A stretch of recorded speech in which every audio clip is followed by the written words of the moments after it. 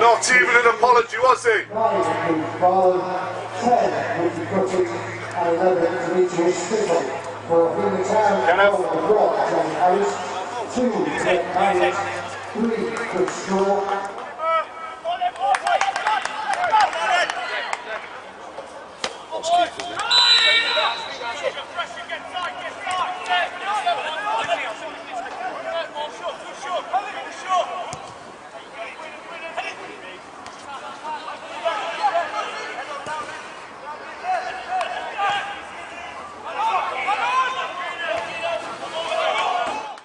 So we're here after the Coleshill game where Heanor have just won 4-1 with goals coming from Nathan Benger, Jay Cooper, Corey Bowler and Chris Gilson. With me I've got manager Glenn Clarence and assistant manager Steve Huntington.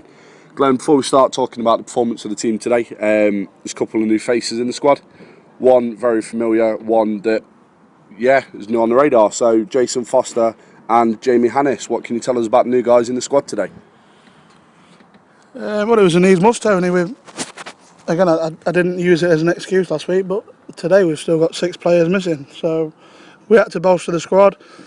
2 of those players that are missing are keepers. So we brought in a 16-year-old kid on loan from Ilkeston today. 16, eh? 17. Told me he was 16. There you go, he's 16. So obviously thanks to Ilkeston for that, thanks for Gavin Strachan for that. And to be fair, for his age, he was outstanding today. Probably at fault for first goal, but I thought he could have done better. But other than that, absolutely different class. Fozzes came on and done a job on the right hand side. But again, it's not just about the 2 that came on, it's the squad, and we've said that and we say it week in, week out. I thought we were very, very good today, Tony. I'll say when we're poor and I'll say when we're good, and I thought we were terrible last week and I thought we were very, very good today. Okay, Steve 1-0 down and turned it around to win 4-1. We know Coleshill have got the ability to score goals, as we saw in the FA Cup, but they've also got that likelihood to ship a few as well. Did the lads show the right sort of character to get back into the game today? Yeah, of course they did, because obviously coming back from and being behind and then winning so comfortably shows good character. We should have been 1-0 up. We had a very good chance, and they've got a really scrappy goal. But I thought, it was a good professional performance. People did their jobs that we asked them to do, and some were unfamiliar. Sometimes, if you take Dre for example, he wants to get on the front foot and go and attack, but we asked them to dig in a little bit, and he did that. And the whole squad's been used again. Nathan hasn't started. He started today, scored a goal. Corey's come off the bench. Yeah. You've talked about the 2 new lads.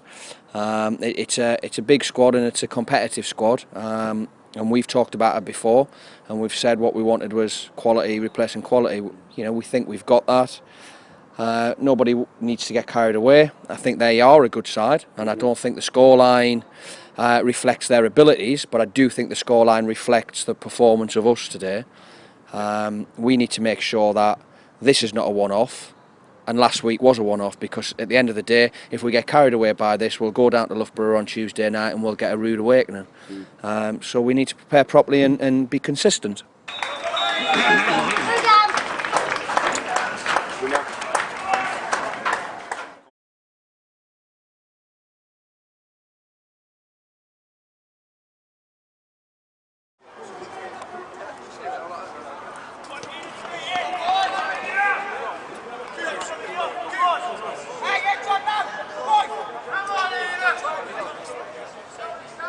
He scores where he wants. Excellent. Glenn, a couple of incidents in the game that I know we've spoke about briefly already. Regan's already on a yellow card for an earlier foul. The referee's given a decision sort of 85 minutes where Regan's been given the free kick, where it was, in most people's eyes, probably a 50-50. And a couple of minutes later, you've got Chris Gilson in the box. It looks like a foul. The referee's given it as advantage to the home team, and they've played on. What happened with the match officials today? I know a few people were getting a little bit wound up on the touchline, spectator-wise. How would those two decisions have changed the game? I'll let you work that out, Tony. As far as I'm concerned, I've said what I thought about the officials. I've already seen it in this league up to yet. It's up to us to adapt to the officials in this league. I think we did that today. I don't think we did that in a couple of other games. Yeah, so that's all I've got to say about the officials. I'll talk about us today, and I thought we were really, really good, Tony. Brilliant. Steve, you mentioned Tuesday night with Loughborough.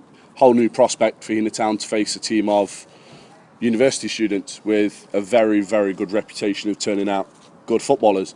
What are we expecting from our guys, our team against Loughborough? Well, like you said, Tony, it's about us, isn't it? It's what we expect, and we expect as a management team a similar level of performance today on Tuesday night, and that's what we've asked them to do. That's what we've said in there. We need to go and do the same again, and if we do that, I think we'll take care of things ourselves. As far as they're concerned, I don't know much about them. I was in a university side a long, long time ago, and we were very young, hungry, fit, and we did well. Whether times have changed or not, I don't know. But we won't take them for granted. We won't take them lightly.